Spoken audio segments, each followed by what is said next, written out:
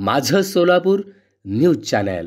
मिळकत कर थकबाकीपोटी महापालिकेच्या वसुली पथकाकडून आज गाळा सील करण्यात आला, तर विविध मिळकतींवरील 5 नळ तोडण्यात आले। सोमवारी दिवसभरात 19,14,018 रुपये विविध पथकांकडून कर वसुली करण्यात आला। महापालिका आयुक्त शीतल तेलिउकले यांच्या आदेशानुसार उपायुक्त आशिष लोकरे यांच्या मार्गदर्शनाखाली आणि मिळकत कर संकलन अधिकारी युवराज गाडेकर यांच्या नियंत्रणाखाली विविध पथकाच्या माध्यमातून मिळकत कर थकबाकी वसुलीसाठी सील व नळ बंद कारवाई मोहीम गेल्या 17 दिवसांपासून सुरू आहे। दरम्यान सोमवारी 18व्या दिवशी सोलापूर शहरात विविध ठिकाणी वसुली पथकांनी कारवाई केली। 5 नळ तोडण्यात आले, तर एक गाळा सील करण्यात आला।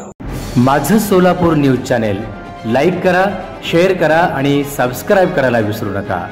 माझं सोलापूर न्यूज चॅनल।